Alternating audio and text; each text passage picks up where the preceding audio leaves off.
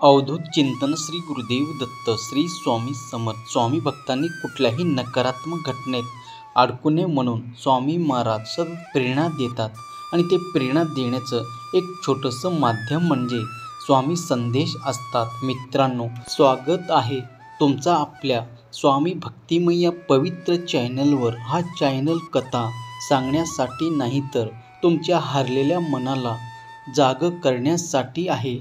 या प्रत्येक व्हिडिओचा उद्देश आहे तुमच्यातील श्रद्धेचं दीप पुन्हा प्रज्वलित करणे आणि स्वामी समर्थावरील तुमचा विश्वास अजून दृढ करणे. इथे तुम्ही ऐकतात ते शब्द नाहीत, ते आहेत स्वामीच्या कृपेचे संदेश जे तुमचं मन हलकं करतात आणि आत्मा जागवतात. आजच्या या संदेशाकडे दुर्लक्ष करू नका, कारण पुढील काही मिनिटे तुमच्या जीवनात मोठा बदल करणार आहे. स्वामी म्हणतात, लेकरांनो, मी आकस्मिक नाही, मी अनंत आहे. मी आलो त्या काळात जेव्हा मानवाने श्रद्धा विसरली होती. मी आलो भक्ताची परीक्षा घ्यायला, नाही त्यांना विश्वास शिकवायला. मी दिगंबरा, मी निर्गुणी, मी सर्वव्यापी आहे. ज्यांनी मला हृदयातून हाक मारली त्याच्या जीवनात मी नक्की प्रकट झालो. मी कुणाच्या धर्मात नाही, मी श्रद्धेत आहे. मी तुमच्या प्रत्येक श्वासात आहे. मित्रांनो, आता तुमच्या समोर 2 नंबर दिसत आहे आणि त्यापैकी ज्या नंबरकडे तुमचं मन आपोआप ओढला गेला त्या नंबरवर एक क्षणभर लक्ष केंद्रित कर आणि मनातल्या मनात स्वामी समर्थांना हाक मार. स्वामी, माझ्या प्रश्नाचे उत्तर द्या. तुम्ही ज्या नंबरला स्पर्श केला आहे त्याच्यामध्येच तुमचं उत्तर दडलं आहे. स्वामी समर्थ म्हणतात, बाळा, तुझ्या दुःखाचे उत्तर तुला मिळालं आहे. ते शब्द नाही तर तुझ्या अंतःकरणात आहे. शांत बसा आणि मनात त्याचा आशीर्वाद अनुभवा. ज्याने उजव्या बाजूचं नंबर निवडला आहे, स्वामी म्हणतात, बाळा, तू योग्य मार्गावर आला आहेस, पण थोडा विसावलास. आता उठ, डोळे मीट आणि माझ्या नावाचं स्मरण कर. मी तुझ्या सोबत आहे, नेहमीपासून आहे. तू सध्या आयुष्यात खूप संघर्षातून जात आहे. कधी मन थकेल, कधी शरीर दमलंय, पण स्वामी म्हणतात, तू अजून हारला नाहीस. माझ्या कृपेने तुझे आयुष्य पुन्हा उजळेल. स्वामी म्हणतात, माणसाला संकट येतात, पण ती त्याला मोडण्यासाठी नाही तर त्याला घडवण्यासाठी येतात. तू सध्या जे काही अनुभवत आहेस ते सगळं माझ्या योजनेचा भाग आहे. कधी कधी तुला वाटते माझी प्रार्थना ऐकल्या जात नाहीत, पण स्वामी म्हणतात, मी ऐकतोय बाळा. मी तुझ्या प्रत्येक शब्द, प्रत्येक अश्रू ओळखतो. फक्त वेळेची वाट पहा. जेव्हा योग्य क्षणी येईल, मी स्वतः तुझं आयुष्य बदलून टाकेल. स्वामी समर्थ म्हणतात, बाळा, तुला जे मिळालं नाही त्यावर रडू नकोस, कारण जे तुझं आहे ते तुला वेळ आल्यावर नक्की मिळणार. विश्वास ठेव माझ्यावर. तुझे पेरतो आहेस तेच एक दिवस फुलणार आहे. आत्ता हार मानू नकोस. जगाचं नाही, माझं ऐक. स्वामी समर्थ तुझ्या बाजूला उभे आहेत. स्वामी म्हणतात, तू इतरांना खुश ठेवण्यासाठी स्वतःला विसरलास. आता स्वतःला आठव, स्वतःवर प्रेम कर, स्वतःशी संवाद साध. प्रत्येक वेळी बाहेर उपाय शोधू नकोस. उपाय तुझ्या आत आहे. माझं नाव घेतल्यावर मन शांत होतं ना, तेच तर माझं अस्तित्व आहे. मी बाहेर नाही, तुझ्या श्वासात आहे. कधी कधी तुला असं वाटतं मी एकटा आहे, पण स्वामी म्हणतात, तू एकटा नाहीस. मी तुझ्या प्रत्येक श्वासात आहे. तुझ्या सावलीसारखा. ज्यांना तू गमावलं आहेस, ज्यांनी तुला सोडलं आहे, त्याबद्दल दुःखी होऊ नकोस. त्याचं काम संपलं. पुढे अध्याय मी लिहिणार आहे माझ्या कृपेने. स्वामी समर्थ म्हणतात, बाळा, तू खूप सहन केलं आहेस, पण आता मी तुझं आयुष्यात बदल घडवणार आहे. धीर ठेव, कारण प्रकाश येतो तेव्हा आधी अंधार वाढतो. जेव्हा सगळं संपल्यासारखं वाटते तेव्हाच माझा चमत्कार सुरू होतो. तुझ्या मनाचे प्रश्न आहेत, माझं आयुष्य पुन्हा सुरळीत होईल का? माझे काम होतील का? देव माझे ऐकेल का? स्वामी समर्थ म्हणतात, हो बाळा, सगळं होईल, कारण मी म्हणतोय आणि माझं वचन कधी खोटं पडत नाही. तू दररोज थोडं माझं नाव घे, माझ्या मनातच तुला शांतता सापडेल. मी तुझ्या शेजारी बसलो आहे, तुझ्या हातावर माझं हात आहे.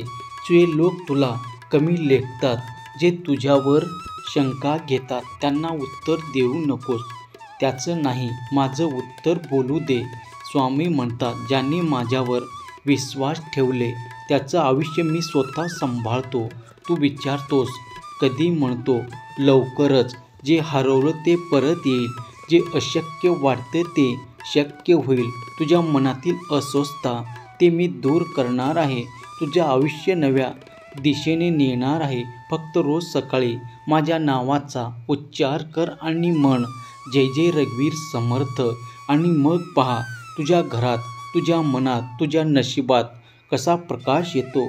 स्वामी म्हणतात, तू योग्य दिशेने चालतो आहेस, फक्त गती थोडी मंद आहे. पण लक्षात ठेव, हळूहळू चाललेले पाऊल जास्त दूर नेतात. बाळा, तुला जे त्रास दिले त्यांना माफ कर, कारण जेव्हा तू माफ करतोस तेव्हा मी तुला नव्या आशीर्वादाने भरतो. आजचा दिवस संपताना माझ्याकडे मनाने ये. सर्व चिंता, सर्व वेदना मला सांग, मी ऐकतोय, मी नेहमी ऐकतोय. स्वामी समर्थ म्हणतात, तुझं काम मी पूर्ण करणारच. फक्त थोडा विश्वास ठेव, थोडं संयम ठेव आणि माझ्या नावाचं स्मरण करत राहा. ज्यांनी डाव्या बाजूचा नंबर निवडला आहे, स्वामी समर्थ म्हणतात, बाळा आत्ता जागा हो. तू माझ्यावर प्रेम करतोस पण स्वतःला हरवलं. सध्या गोंधळात आहे. मनात इच्छा आहेत पण कृती विस्कटली आहेत. स्वामी म्हणतात, मी तुझ्या प्रार्थना ऐकतोय पण तुझं मन अजून स्थिर झालेलं नाही. स्वामी समर्थ म्हणतात, बाळा तू मला रोज हाक मारतोस पण मनात शंका ठेवतोस. तू देवाकडे मागतो पण त्याच क्षणी मनात म्हणतो की कदाचित होणार नाही. हीच तुझी पहिली चूक आहे. विश्वास म्हणजे अर्धवट नाही, तो पूर्ण असावा लागतो.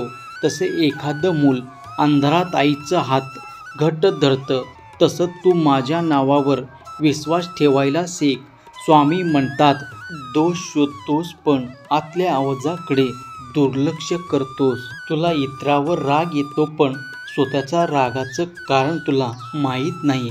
ही दुसरी चूक, तू स्वतःचा विचार करत नाहीस. तू किती वेळा स्वतःशी संवाद साधला, किती वेळा शांत बसून आत्मपरीक्षण केलं. जेव्हा तू स्वतःला ओळखतोस तेव्हाच मी तुझ्याशी बोलतो. स्वामी समर्थ म्हणतात, तू प्रार्थना करतोस पण कृती विसरतोस. फक्त देवाला सांगून सगळं होणार नाही. देव त्यालाच मदत करतो जो पाऊल टाकतो. आणि तू थांबलास भीतीमुळे, अपयशामुळे किंवा इतराच्या बोलण्यामुळे. ही तिसरी चूक. ज्याने भीती जिंकली नाही त्याने स्वामीचे नाव काय घेतलं.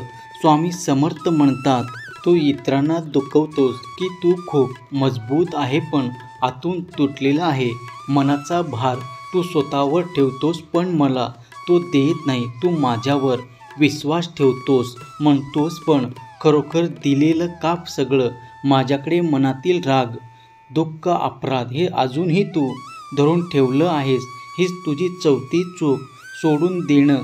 स्वामी म्हणतात, तू माफ करत नाहीस. ज्यांनी तुला दुखवलं त्याचं नाव घेतल्यावर अजूनही तुझे हृदय दुखते. पण बाळा लक्षात ठेव, ज्यांनी तुला दुखवलं तो तुझा शत्रू नाही, तो तुझा शिक्षक आहे.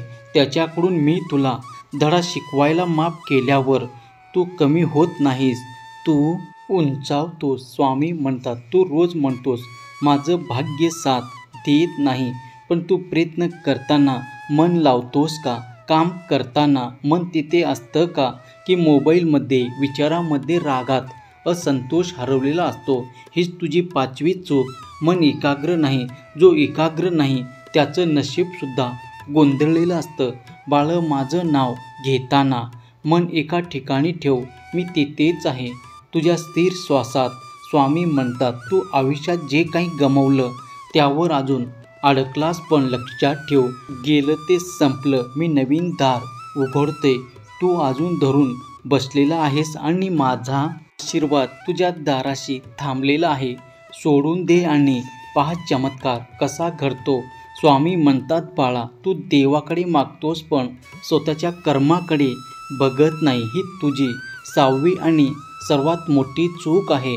कधी कधी फळ देण्यात मी विलंब करतो कारण मी पाहतो तू तयार आहेस का ते स्वीकारायला. ज्याचं पात्र स्वच्छ असतं त्यातच अमृत साठवलं जातं. म्हणून मी तुला शुद्ध करत आहे. संकट, अपयश, एकटेपणा हे सगळं म्हणजे माझं शुद्धीकरणाचे साधन आहे. स्वामी म्हणतात तू थांबला आहेस पण मी नाही. तू फक्त माझं नाव घेत राहा पण कृती चालू ठेव. कारण कृतीशिवाय श्रद्धा म्हणजे रिकामं भांडं. आता मला सांग, किती वेळा तू माझं नाव घेताना मनापासून घेतलं? किती वेळा तू जय जय रघुवीर समर्थ म्हणताना खरंच माझी अनुभूती घेतलास का? तुझ्या जवळ आहे पण तू व्यस्त आहेस मोबाईलमध्ये, तक्रारीमध्ये, अपेक्षांमध्ये. आता थोडं थांब, श्वास घे आणि मनात म्हण, स्वामी मला पुन्हा मार्ग दाखव. स्वामी म्हणतात तू माझं ऐकणार का? आता थांब, राग सोड, स्वाभिमान सोड, गेलं ते विसर आणि नवीन सुरुवात कर. कारण तुझ्या आयुष्यातील काळं पान संपलेलं आहे. नवा अध्याय मी लिहिणार आहे माझ्या कृपेने, तुझ्या जागृतीने. आता पुढचं काय करायचं माहीत आहे का बाळा? दररोज माझ्या नावाने दिवसाची सुरुवात कर. कोणावर राग येणार असेल तर माझं नाव घे, दुःख जाणवेल. माझं नाव घे, संशय वाटेल. माझं नाव घे, मी तुझ्या प्रत्येक श्वासात उत्तर देईल. स्वामी म्हणतात ज्याने चूक ओळखली तोच बदलू शकतो. आणि तू आज तुझ्या चुका ओळखला आहेस म्हणून मी तुला क्षमा केलं आहे. आता तू नव्याने चाल. मी तुझ्या पुढे आहे. तू हार मानला होतास, मी तुला उचलतो. तू पडला होतास पण आता मी तुझ्या डोळ्यात पुन्हा प्रकाश भरतो.